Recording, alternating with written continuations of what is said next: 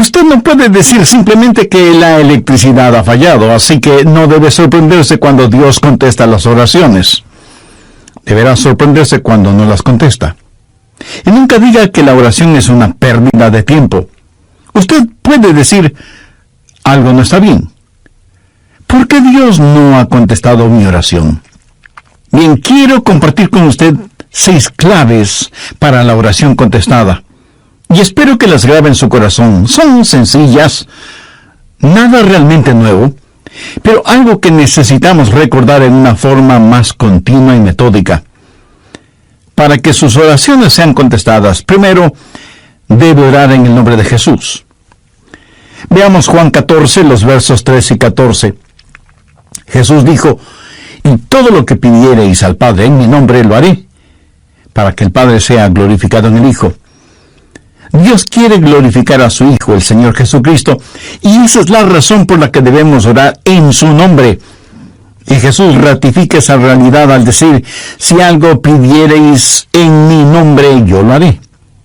Ahora vayamos al capítulo 16, versos 23 y 24, en donde Jesús hace énfasis en el mismo asunto. En aquel día no me preguntaréis nada. De cierto os digo, que todo cuanto pidiereis al Padre en mi nombre, os lo dará. Hasta ahora nada habéis pedido en mi nombre. Pedid y recibiréis, para que vuestro gozo sea cumplido. Muéstrame una persona cuyas oraciones le son contestadas, y de seguro que esa persona está llena de gozo. Jesús también dijo en Juan 14:6, yo soy el camino y la verdad y la vida. Nadie viene al Padre sino por mí. Y esa es la verdad en cuanto a la oración. No hay forma de llegar a Dios el Padre sino únicamente por medio de su Hijo Jesucristo. Supongamos que usted se pierde buscando una dirección en un lugar que no conoce. Así que detiene a una persona en la calle para que le ayude, y esa persona le dice, vaya derecho 3 cuadras más, luego vire a la derecha, verá una casa blanca con una cerca de madera, entonces vire a la izquierda, y esa es una calle sin salida. Recorra 3 cuadras más, vire a la derecha, y usted le interrumpe y le dice, un momentito, por favor, no puedo recordar todo eso, déjeme anotarlo. Y la persona que le está dando las direcciones le dice, ¿sabe qué? Yo estoy yendo en la misma dirección. Permítame guiarle. Usted únicamente sígame. Esa persona no solo le señala el camino, sino que, por así decirlo, se vuelve el camino. Jesús no indica el camino. Jesús es el camino hacia el Padre, y cuando usted ora en el nombre de Jesús, Él le lleva a la presencia del Padre. Anota Efesios 2:18. Porque por medio de Él los unos y los otros tenemos entrada por un mismo Espíritu al Padre. ¿Qué significa orar en el nombre de Jesús? Significa orar con su autoridad. Cuando usted pone su firma en un cheque y se lo da a alguien, esa persona va al banco y lo efectiviza. El banco le entrega la cantidad de dinero estipulada en el cheque, porque ese cheque lleva su nombre, lleva su firma, y con su firma usted le autoriza al banco la entrega de ese dinero. Trate de ir a cualquier banco y hacer efectivo un cheque que no tiene ninguna firma, y le aseguro que estará metiéndose en profundos problemas. Cuando pedimos en el nombre de Jesús, no estamos simplemente rociando con algún polvito mágico oraciones al decir en el nombre de Jesús, abracadabra, que lo que he pedido se haga. No es así de ninguna manera. Orar en el nombre de Jesús significa, primero, obedecer su mandato. Segundo, hacer algo aprobado por Él. Tercero, saber que eso le dará honor y gloria a Él. Y cuarto, saber que el Padre será glorificado por lo que hacemos en el nombre de Jesús. Si usted ora sin usar el nombre de Jesús legítimamente, no tiene ninguna razón para esperar que su oración sea contestada. Ahora, obviamente, el orar en el nombre de Jesús significa que usted debe ser salvo, que debe ser su discípulo, y que debe estar en comunión con Él para conocer su voluntad.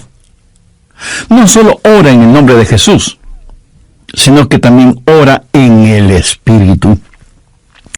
Veamos Efesios 6:18. Orando en todo tiempo con toda oración y súplica en el Espíritu, y velando en ello con toda perseverancia y súplica por todos los santos. Así como se debe orar en el nombre de Jesús, hay que orar en el Espíritu. Casi al final del Antiguo Testamento hay un versículo muy interesante. Busque Zacarías 12:10. Dios habla de lo que hará en los últimos días, cuando los judíos como nación vengan a Jesús. Y derramaré sobre la casa de David y sobre los moradores de Jerusalén espíritu de gracia y oración, y mirarán a mí, a quien traspasaron, y llorarán como se llora por hijo unigénito, afligiéndose por él como quien se aflige por el primogénito. Hay muchas cosas maravillosas en este versículo, pero lo que más me bendice es que Dios dice que hay un Espíritu, el Espíritu Santo, que es el Espíritu de gracia y de oración. ¿Tiene usted dificultades al orar? ¿Sabe por qué? Porque no está lleno del Espíritu. Porque cuando lo esté, la alabanza y la oración fluirán de su Espíritu. Usted estará constantemente alabando a Dios y constantemente suplicando en oración. Dios dice que un día Él va a derramar su espíritu de gracia y oración sobre los judíos, pero Él ya ha derramado su espíritu de gracia y oración sobre usted. Por lo tanto, usted debe orar en el Espíritu. En la pequeña epístola de Judas, el verso 20, dice: pero vosotros, amados, edificando sobre vuestra santísima fe, orando en el Espíritu Santo. ¿Había notado eso? ¿Cómo se desafía usted mismo? Orando en el Espíritu Santo. ¿Por qué es tan importante orar en el Espíritu? Bien, sabemos que cuando oramos en el nombre de Jesús, oramos con autoridad. Pero cuando oramos en el Espíritu, oramos con fortaleza para que Él nos ayude. Déjeme, le muestro algo en Romanos 8:26. Y de igual manera, el Espíritu nos ayuda en nuestra debilidad, pues que hemos de pedir como conviene, no lo sabemos. Pero el Espíritu mismo intercede por nosotros con gemidos indecibles. Mi amigo, esto significa que cuando usted ora, no lo puede hacer sin el Espíritu, y Él no lo hará sin usted. Es el Espíritu el que ora. Y Él hace por usted lo que usted no puede hacer por usted mismo. El Santo Espíritu de Dios inspira, guía, pone energía y sostiene nuestras oraciones. Nuestro espíritu humano es débil, y aunque el Espíritu esté dispuesto, nuestra carne es débil. Por lo tanto, el Espíritu Santo nos ayuda en nuestra debilidad. No hay ninguno de nosotros que alguna vez no haya dicho: fallé en mi vida de oración. Ojalá pudiera orar más. ¿Por qué no puedo hacerlo? Le diré por qué no oramos más. Francamente, porque somos débiles. Pero nuestra debilidad no debe convertirse en incapacidad, sino más bien en fortaleza, porque la Biblia dice que cuando somos débiles, somos fuertes. Si aprendemos a depender en el Espíritu Santo, quien nos ayuda en nuestras debilidades, inspirándonos, guiándonos y capacitándonos. Más aún, Él nos ayuda en nuestra ignorancia. Pues ¿qué hemos de pedir como conviene? No lo sabemos. ¿Alguna vez ha pensado en eso? Estuve una vez en una conferencia bíblica en Dallas. Al finalizar la conferencia, 2 jóvenes estudiantes se me acercaron y uno de ellos me preguntó: Pastor, ¿usted ora? Le respondí que sí. Entonces me dio una pequeña tarjeta diciéndome: aquí están nuestros nombres. Somos estudiantes en el seminario, por favor, ore por nosotros. Yo les agradecí y puse esa tarjetita en mi Biblia. He orado por esos estudiantes pero no creo que lo haya hecho en forma regular. No porque ellos no me importen, pero una asignación de oración es más que 2 nombres en una tarjeta. Si tuviera que orar por todos quienes me piden que ore por ellos, ni las 24 horas del día serían suficientes, se lo aseguro. Esa es la verdad. Si usted trata de orar por todos y por todo, su oración, en vez de ser un caudaloso río, se convertirá en un estancado pantano. La oración, para que sea poderosa, tiene que ser canalizada. Cuando alguien me dice que está orando por mí, me siento increíblemente bendecido. Y hay hermanos que me dicen que oran por mí diariamente, y doy gracias a Dios que muchos oran por mí. Pero me entristece la realidad de que hay millones de seres humanos por los cuales nadie ora. Ahora escúcheme. Yo no deseo estar en la lista de oración de alguien, a menos que el Espíritu Santo haya puesto primero mi nombre en el corazón de la persona que dice que ora por mí. Y cuando usted está orando por otras personas en forma individual, muchas veces no sabrá cómo orar por ellos. Por ejemplo, su tía Rosita está enferma, y usted ora: Señor, restaura la salud de tía Rosita. ¿Cómo sabe que Dios no está preparando a tía Rosita para llevársela al cielo? Y usted ora para que tía Rosita todavía se quede en la tierra, mientras que, de acuerdo a Juan 17:24, Jesús ora y dice: Padre, aquellos que me has dado, quiero que estén donde yo estoy. ¿Dónde está Jesús? En el cielo. ¿Dónde está la tía Rosita? Todavía en la tierra. En las reuniones de oración, más se ora para que la gente sea sanada que lo que se ora para que la gente sea salvada. Parece que estamos más interesados en mantener a los salvos fuera del cielo que a los perdidos fuera del infierno. No sabemos orar como debemos orar. Cuando Saulo perseguía a los seguidores de Cristo, antes de que fuera el apóstol Pablo, me pregunto qué oraba la iglesia en relación con Saulo. Si yo hubiera vivido en esa época, seguro que hubiera orado: Señor, mira cómo este Saulo nos persigue. Elimínalo, evapóralo, Señor, haz algo con él. Y ciertamente, Dios hizo algo con él, pero no precisamente como se lo pedimos. Dios lo transformó en el poderoso apóstol Pablo. A veces no sabemos ni lo que pedimos. Por eso el Espíritu Santo, que intercede por nosotros, dice: Señor, esto es lo que Adrián está pidiendo, pero esto es lo que en realidad necesita.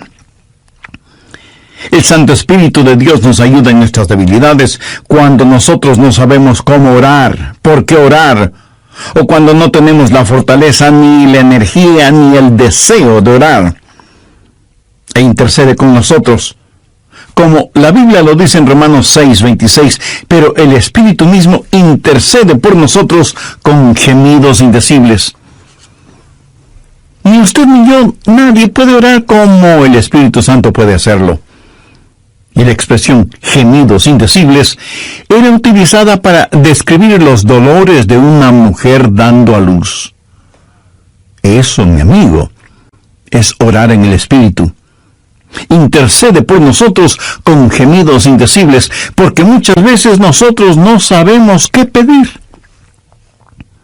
Algunos años atrás, yo viví la experiencia de un profundo dolor emocional y espiritual a tal grado que no podía ni siquiera articular una sencilla oración. Lo único que podía hacer era quejarme. Pero el Santo Espíritu de Dios escuchó mi oración, y Él llevó mi dolor, mi súplica, hasta el trono de la gracia y la misericordia de Dios. Entonces usted ora primero en el nombre de Jesús, segundo en el Espíritu Santo. Para orar en el nombre de Jesús, usted tiene que ser salvo, y para orar en el Espíritu, usted tiene que ser lleno del Espíritu Santo de Dios. Tercero, usted debe orar en obediencia a Dios. Es una malvada necedad el esperar que Dios escuche sus oraciones cuando usted no está viviendo en obediencia a Él. Lo triste es que hay personas que tienen la idea de que Dios les bendecirá, aún en su desobediencia. Razone esto un instante. Si usted está viviendo una vida de desobediencia, y aún así Dios contesta sus oraciones, ¿qué es lo que Dios está haciendo? Está animando y recompensando su pecado. Pero escúcheme, Dios le ama demasiado como para hacer eso. Veamos el Salmo 66. Quiero mostrarle algo. Salmo 66, verso 18. Este es un versículo que debería estar subrayado en su Biblia. Si en mi corazón hubiese yo mirado la iniquidad, el Señor no me habría escuchado. Ahí lo tiene, en blanco y negro y bien impreso. Y usted no tiene que ser un científico aeroespacial para entender eso, ¿verdad? Muchos hablan de las grandes promesas en la oración. Bien, esta es una promesa. Si en mi corazón hubiese yo mirado la iniquidad, el Señor no me habría escuchado. Ahora, note que no dice, si hubiera pecado, Dios no me escucharía. Dios no le escuchará a usted. Dios no me escuchará a mí. Dios no escuchará a nadie que tenga iniquidad en su corazón. Iniquidad significa el hacer trato con el pecado, sentirse en paz haciendo el pecado. Y si yo tengo cualquier iniquidad en mi corazón, Dios no me escuchará. Ore usted a Dios. Si tiene algún pecado en su corazón, ¿cómo puede esperar que Dios le escuche? Para que Dios le escuche, usted tiene que arrepentirse de sus pecados y tener a Jesús como su Salvador y Señor. De vez en cuando alguien me dice, pastor, Dios me ha dado la habilidad de decir hermosas oraciones. Y si Dios mismo me ha dado esa habilidad, quiero decir que Él está impresionado con mis oraciones. Mi amigo, hay una buena palabra griega para describir lo que usted está diciendo. Tontería. Escúcheme, Dios no se impresiona con sus oraciones, pero sí se impresiona con su necedad. Veamos lo que dice Isaías 1:13. No me traigáis más vana ofrenda. ¿Sabe usted lo que es una vana ofrenda? Es solo una oración vacía. No me traigáis más vana ofrenda. El incienso me es abominación. Aquí ellos estaban en el templo quemando incienso, ofreciendo incienso en el altar. No me traigáis más vana ofrenda, el incienso me es abominación, luna nueva y día de reposo, el convocar asambleas, no lo puedo sufrir, son iniquidades vuestras fiestas solemnes. ¿Qué es lo que Dios está diciendo aquí? Que todo lo que ellos hacían como parte de su religión, Él lo detestaba. Y en Isaías 1, los versos del 15 al 17, leemos: Cuando extendáis vuestras manos, yo esconderé de vosotros mis ojos. Asimismo, cuando multipliquéis la oración, yo no oiré. Llenan están de sangre vuestras manos, lavaos y limpiaos, quitad la iniquidad de vuestras obras de delante de mis ojos, dejad de hacer lo malo, aprended a hacer el bien, buscad el juicio, restituid al agraviado, haced justicia al huérfano, amparad a la viuda. Veamos ahora Isaías 59:1. He aquí que no se ha cortado la mano de Jehová para salvar, ni se ha agravado su oído para oír. Dios no se ha vuelto manco ni sordo, pero vuestras iniquidades han hecho división entre vosotros y vuestro Dios, y vuestros pecados han hecho ocultar de vosotros su rostro para no oír. ¿Ha leído alguna vez algo del libro de Esdras? Vayamos al capítulo 9, verso 6. Esdras está orando y dice: Dios mío, confuso y avergonzado estoy para levantar, oh Dios mío, mi rostro a ti. porque nuestras iniquidades se han multiplicado sobre nuestra cabeza, y nuestros delitos han crecido hasta el cielo. Mi amigo, debemos orar en obediencia. Para resumir un poco todo esto, vamos a la primera epístola de Juan. No el Evangelio de Juan, sino la primera epístola de Juan, capítulo 3, verso 22. Y cualquier cosa que pidiéramos, la recibiremos de Él, porque guardamos sus mandamientos y hacemos las cosas que son agradables delante de Él. Los rebeldes jamás verán sus oraciones contestadas. Déjeme retroceder un poco las páginas de la historia. Recuerda cuando Israel había conquistado Jericó y tuvieron que pelear contra un pequeño pueblito. No era ninguna gran ciudad. Un pueblito llamado Ai. Apenas 3 letras, H-A-I, Ai. Y sin embargo, los israelitas tuvieron que huir, como se dice vulgarmente, con el rabo entre las piernas, ignominiosamente derrotados. Y Josué tiene que ir y postrarse delante de Dios y preguntarle cómo pudo permitir que tal cosa sucediera. Mire lo que le contestó Dios en Josué 7, los versos 10 y 11. Y Jehová dijo a Josué: levántate, ¿por qué te postras así sobre tu rostro? Israel ha pecado. ¿Qué está diciendo? Josué, hijo mío, ¿por qué me estás orando? No puedes utilizar tus oraciones como una cortina de humo para ocultar el pecado que hay en medio del pueblo. Enfrenta y elimina ese pecado, y entonces oiré tus oraciones. Cuarto, usted debe orar en la voluntad de Dios.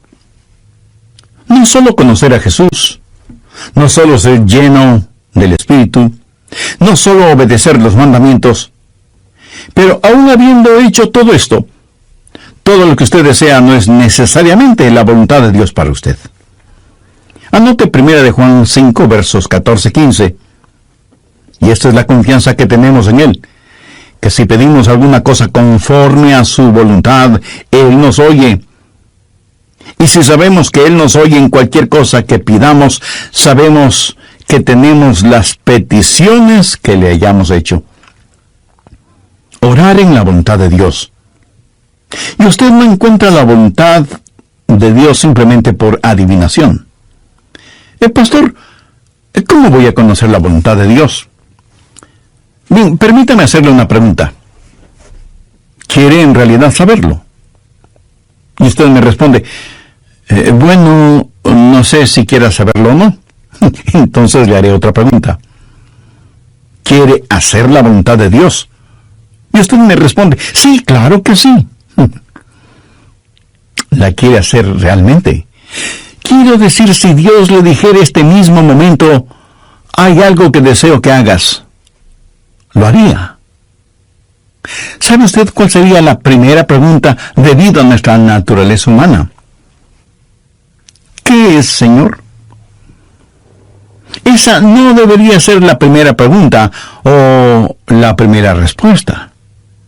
Usted no puede contestar una pregunta con otra pregunta. Usted debe contestar esa pregunta con una afirmación. Adrián, hay algo que quiero que hagas. ¿Lo harás? Yo debo contestar: sí, Señor, lo haré. ¿Qué es lo que quieres que haga?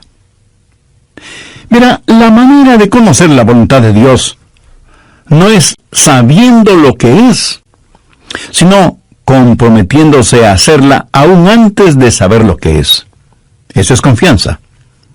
Sencillamente diga: Señor, estoy listo, y haré lo que quiera que tú quieras que haga. Y aunque esa frase pueda trabar nuestra lengua, destraba nuestra capacidad de obediencia. Debo admitir que muchos tienen temor de la voluntad de Dios. De alguna manera se les ha metido la idea en la cabeza de que si se prestan para servicio bajo la voluntad de Dios, van a terminar como misioneros en el país de Sal si puedes, viviendo en una choza con piso de tierra.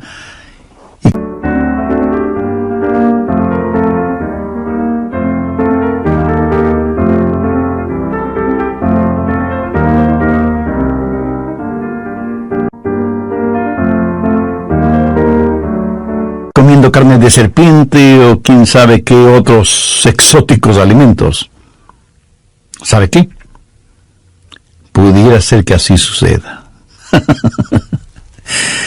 La forma de conocer la voluntad de Dios es aceptando la voluntad de Dios antes de conocer cuál es la voluntad de Dios. Y aunque suena complicado lingüísticamente, espiritualmente no lo es. Pero usted me dice, el pastor, quiero más detalles. Muy bien, le voy a dar más detalles. La voluntad de Dios es buena, perfecta y aceptable. Y si piensa que esto lo digo porque soy muy inteligente, pues siento desilusionarle. Veamos qué dice Romanos 12, versos 1 y 2. Así que, hermanos, os ruego por las misericordias de Dios, que presentéis vuestros cuerpos en sacrificio vivo, santo, agradable a Dios, que es vuestro culto racional. No os conforméis a este siglo, sino transformaos por medio de la renovación de vuestro entendimiento, para que comprobéis cuál sea la voluntad de Dios, agradable y perfecta. Usted no necesita saber nada más que esto. La voluntad de Dios es buena, agradable y perfecta. Preséntese usted mismo como un sacrificio vivo y santo delante de Dios, y usted, sin ninguna sombra de duda, conocerá y comprobará que la voluntad de Dios es siempre buena, agradable y perfecta. La oración es para manipular la voluntad de Dios, para que se amolde a la suya. Es descubrir la voluntad de Dios y meterse de cabeza en ella. Pero escúcheme con atención. En última instancia, usted no encuentra la voluntad de Dios. La voluntad de Dios lo encuentra usted. Cuando su corazón está bien con Dios, usted presenta su cuerpo como un sacrificio vivo y rehúsa el ser amoldado por el sistema y los valores del mundo, para más bien ser transformado, renovado en su mente y empezar a pensar los pensamientos de Cristo y, por lo tanto, tener la capacidad de orar en la voluntad de Dios. Quinto, orar en comunión con los creyentes. Por favor, busque el Evangelio de Marcos, capítulo 11, los versos 25 y 26. Y cuando estéis orando, perdonad si tenéis algo contra alguno, para que también vuestro Padre que está en los cielos os perdone a vosotros vuestras ofensas. Porque si vosotros no perdonáis, tampoco vuestro Padre que está en los cielos os perdonará vuestras ofensas. Mi amigo, no se olvide que un pecado no perdonado es la más formidable barrera contra la oración. Tantas personas se preguntan por qué sus oraciones no son contestadas cuando están guardando tremendos resentimientos en su corazón. Le pregunto, ¿ese resentimiento, ese enojo, vale la pena tenerlo? Lo que es peor, ¿vale la pena ir acumulándolo, guardándolo, hasta que por fin estalla, hiriendo no solo a quienes motivaron ese enojo, sino a usted mismo? La satisfacción carnal de guardar un resentimiento contra alguien no vale de ninguna manera la pena, porque impide que nuestras oraciones sean contestadas. Escuché de una pequeña niña que una noche, por haberse portado mal, su mamá le mandó temprano a la cama. Pero antes de acostarse, la niña debía orar. Ella así lo hizo. Oró por su hermana y su hermano, oró por su papá y su abuelita, oró por sus amigas en la escuela, oró por su profesora, oró por su perro y por su gato, y finalizó con un alegre amén. Luego, mirando a su madre, le dijo: como habrás notado, mamá, tú no estuviste en mi oración. Me imagino que esa oración no habrá salido de ese cuarto, menos habrá llegado al cielo. Pero hay una profunda lección en esto. Sería una temeraria necedad si alguien, teniendo un espíritu no perdonador, pretende que sus oraciones sean contestadas. Y esto es verdad de manera especial entre marido y mujer. En 1 de Pedro 3:7 leemos: vosotros maridos igualmente, vivid con ella sabiamente, dando honor a la mujer como a vaso más frágil y como a coherederas de la gracia de la vida. ¿Para qué? Para que vuestras oraciones no tengan estorbo. Muchos esposos y esposas, aun siendo creyentes, viven como perros y gatos, son como palo y piedra, y aún así se preguntan por qué sus oraciones no son contestadas. Sexto, usted debe orar en fe. En Mateo 21:22 leemos: y todo lo que pidiereis en oración, creyendo, lo recibiréis. Por favor, subraye en su Biblia la palabra creyendo. Ore creyendo, y todo vendrá. Ore dudando, y nada tendrá. ¿Alguna vez has dicho: Dios, yo creo, cuando en realidad no creía? Muchos piensan que el decir que creen les era contado como si en verdad creyeran. Estaban mintiendo, ellos lo sabían, y Dios también lo sabía. ¿Alguna vez ha orado sabiendo que Dios escuchaba sus oraciones y recibió? La fe no es algo que usted guarde en su bolsillo o en su cartera para gastarla en cualquier cosa que se le antoje. Usted no puede tener fe para nada fuera de la voluntad de Dios, porque Dios no da fe para nada que esté fuera de su voluntad. Y usted no puede tener ninguna fe a menos que Dios se la dé. Y no faltará quien pregunte: ¿por qué no tengo más fe? Si usted pone en práctica lo que he compartido en este estudio bíblico, le puedo asegurar que descubrirá que la fe está ahí. Cuando usted ora en el nombre de Jesús, cuando usted ora en el Espíritu Santo, cuando usted ora en obediencia y en comunión, cuando ora en la voluntad de Dios, la fe está ahí. Pero si estos elementos espirituales no están ahí, tampoco estará la fe. Ustedes, esposos, han tenido alguna vez un argumento, y si me dice que no, con toda mi cariñosa cortesía le diré que son mentirosos. Cuando marido y mujer tienen un argumento y no lo solucionan, y luego se arrodillan para orar por su hijito enfermo, ¿no se sienten espiritualmente enfermos? ¿No sienten que están actuando hipócritamente? Saben que sus oraciones no se elevarán ni un centímetro del piso y por lo tanto jamás llegarán al cielo. No tienen ninguna fe como para que sus oraciones sean contestadas. Cuando sus corazones sean justos, puros y limpios, y palpiten al mismo compás espiritual, entonces tendrán fe. Y al tener fe, esa fe será el combustible para transportar su oración hasta el trono de la gracia de Dios. Jorge Muller, de Bristol, Inglaterra, fue un gran siervo de Dios y un poderoso hombre de fe. Él tenía un diario personal en el cual anotaba todas las instancias de oraciones contestadas y llegó a registrar 25,000 oraciones contestadas, algunas de ellas increíblemente milagrosas, imposibles de explicarlas, aparte de la intervención de Dios. Alguna vez alguien le preguntó a George Muller: ¿cuál es el secreto para que las oraciones sean contestadas? ¿Sabe cuál fue su respuesta? Tenga fe en Dios. Tenga fe en Dios. Ahora, yo no creo que él dijo tenga fe en Dios, sino que dijo tenga fe en Dios. Verá, en realidad no es una gran fe la que necesitamos, sino que necesitamos tener fe en un gran Dios.